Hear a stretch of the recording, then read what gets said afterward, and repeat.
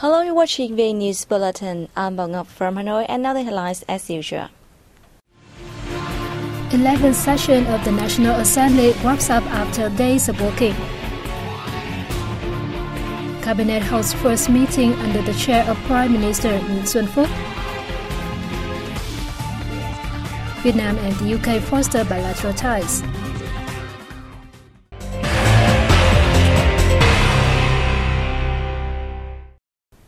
The 13th National Assembly has fulfilled its major missions during the tenure.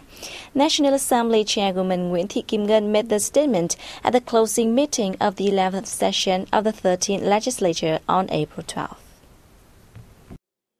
Chairwoman Ngân affirmed the 13th Legislature fulfilled its task of promulgating the 2013 Constitution.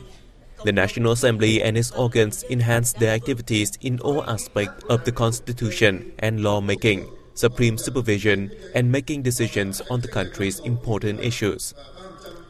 At this session, the legislature removed and elected several high-ranking positions with democracy ensured and in accordance with the party's orientations and regulations of the Vietnamese law. For the first time, the National Assembly Chair, the President, the Prime Minister, and the Chief Justice made oaths in front of the national flag, committing absolute loyalty to the fatherland, the people, and the Constitution, and vowing to do their utmost to fulfill their assigned tasks. The National Assembly passed the resolution on the 5-year socio-economic development plan in 2016 to 2020.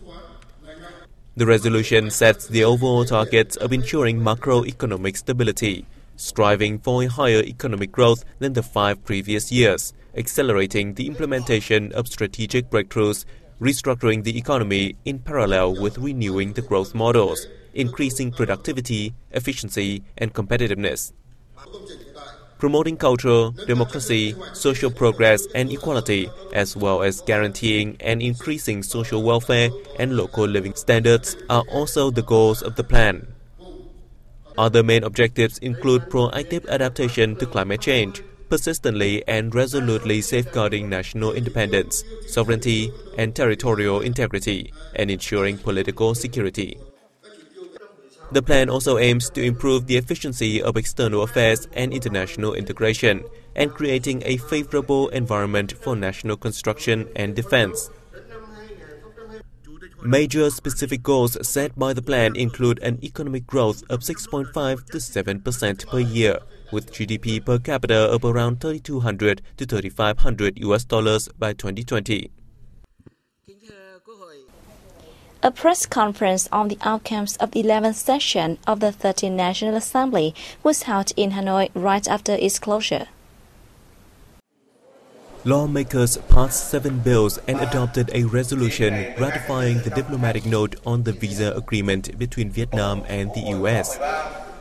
They looked into government reports on supplementary assessments of the implementation of the 2015 Socio-Economic Development Plan, a Socio-Economic Development Plan for 2016, and Socio-Economic Development Plans for 2016 to 2020.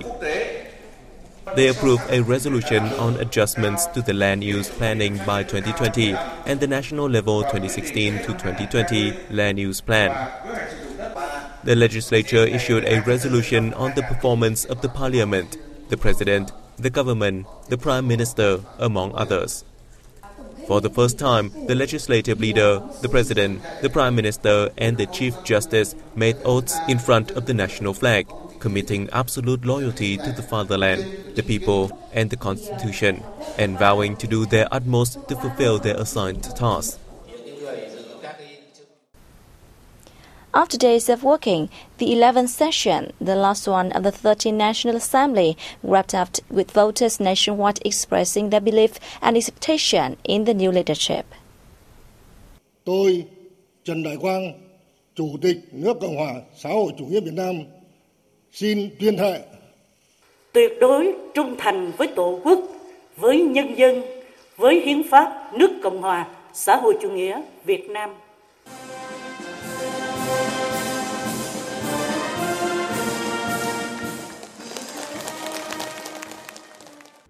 Và ta tin chắc rằng chính phủ mới với một cái thành phần mới I totally believe that the new government will take drastic measures in curbing corruption, paying attention to people's standard of living, and achieving great successes in terms of economics, helping the country deeply integrate into the world stage.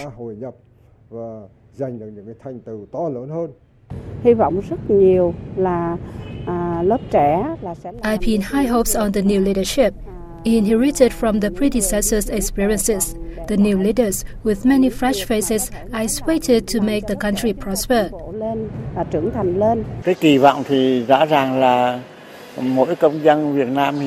Vietnamese citizens like me anticipate that the new generation of leadership will exert every single effort to reach all set targets regarding socio-economic and defense and security issues, pushing the country ahead.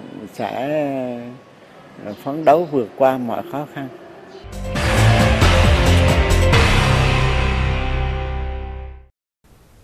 The freshly elected cabinet held its first meeting in Hanoi on April 12 under the chair Prime Minister Nguyễn Xuân Phúc. At the meeting, Prime Minister Phúc handed the state president's appointment decisions to new cabinet members. He said the election of the new leadership at the 11th session of the 13th National Assembly is a great political event, drawing the attention of the people and international friends. The former government's attainments should be upheld. However, a range of challenges are waiting ahead, especially droughts and saltwater intrusion in the Central Highlands and Mekong Delta. Also, many businesses are facing poor performance, raising the number of bankrupt ones and lowering state budget collection.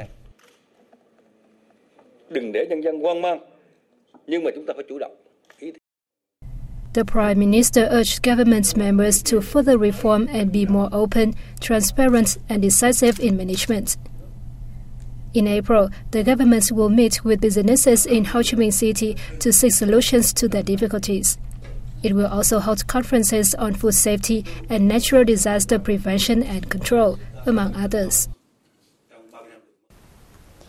Vietnam wants close cooperation with the UK government across the board for their mutual and benefit, as well as for regional and global peace and prosperity. Prime Minister Nguyễn Xuân Phúc told UK Foreign Secretary Philip Hammond at a meeting in Hanoi on April 12.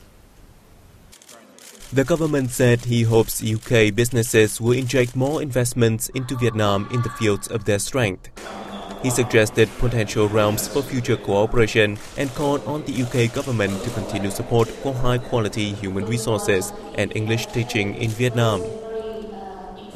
The government leader asked the UK government to pay more attention to and persuade the EU to have a stronger voice in requesting China to respect international law. The UK Foreign Secretary said that with its strength in finance and technology, the UK is likely to become the EU's biggest investor in Vietnam. The UK is also willing to cooperate with Vietnam in climate change adaptation, as well as in tackling the illegal wildlife trade, he said. He also reiterated the statement of the G7 foreign ministers meeting in Hiroshima on the East Sea issue and said he hopes the involved parties can peacefully resolve any disputes in line with international law. On the same day, Deputy Prime Minister and Foreign Minister Phạm Bình Minh and UK Foreign Secretary Philip Hammond held talks. The two sides agreed to enhance the Vietnam-UK strategic partnership in all areas. They consented to create favorable conditions for businesses to boost investment and make full use of the advantages and opportunities after the Vietnam-EU Free Trade Agreement is ratified.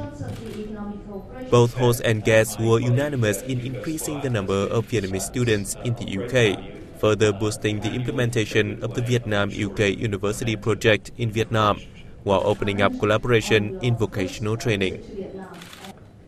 The two diplomats also agreed to work closer together on multilateral forums, especially the UN, Asia-Europe meeting, and ASEAN-EU.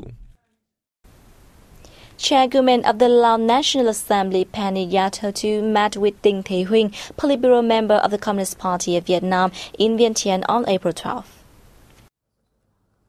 Yathotu welcomed the visit of the Vietnamese party official and affirmed that Lao leaders are happy with the development of the special solidarity between Laos and Vietnam. She pledged to instruct ministries, agencies and local authorities of Laos to coordinate closely with Vietnam to carry out signed agreements. Dinh Thế Huynh, who is also a permanent member of the party's Central Committee Secretariat, congratulated Laos on the success of the National Assembly and People's Council elections. He spoke highly of the cooperation of the two countries' national assemblies, governments, ministries and localities in implementing high-level agreements, which he said reaped important outcomes, helping deepen the special friendship and comprehensive cooperation between two countries. The senior party officials suggested both national assemblies push their cooperation forward, particularly in the sharing of information, experience and expertise in lawmaking, monitoring and decision-making.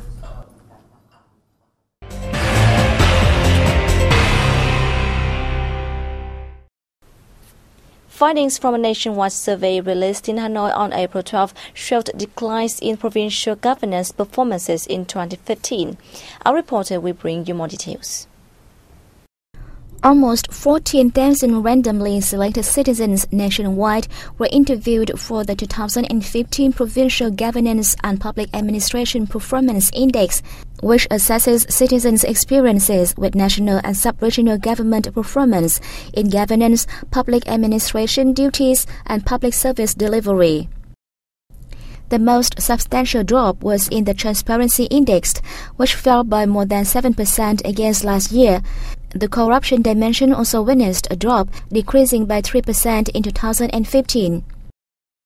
Only in the public service delivery dimension have scores increased, albeit modestly.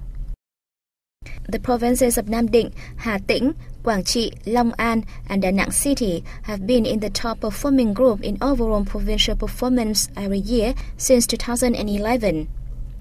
Addressing the launching ceremony, Professor Dr. Tạ Ngọc Tấn, president of the Ho Chi Minh National Academy of Politics, said the index has provided a reliable source of information and data for policy discussion on institutional and public administration reforms in high-level leadership and executive training programs. We should develop sustainable and long-term policies which benefit the whole society and not just for a short-term period. The index is a policy monitoring tool that reflects citizen experiences essential to local governments in performing their governance, public administration, and public service delivery functions. The survey has been implemented nationwide each year since 2011. Traditional rituals have been held at the Home King's Temple in the northern province of Phu Tho to commemorate the death anniversary of the nation's great father Lạc Long Quân and pay tribute to great mother Âu Cơ. At the ceremony held on April 12, the provincial leaders prayed for peace and prosperity for the homeland while pledging to work together to protect the country and build a thriving nation. Phu Tho province asserted its determination to join national efforts to preserve the values of the Home King's Temple historical relic site, making it a spiritual destination for people nationwide. On the same day, the officials also paid homage to Great Mother Âu Cơ at her temple with a host of offerings, which include 100 square glutinous rice cakes and round glutinous rice cakes, betel and areca, as well as fruit. The worshipping rituals of the Home Kings are closely related to the ancestral worshipping tradition of most Vietnamese families, which forms an important part of people's spiritual lives. It was recognized as a UNESCO Intangible Cultural Heritage of Humanity in 2012. And that has wrapped up our news bulletin. Thanks for joining us and goodbye for now.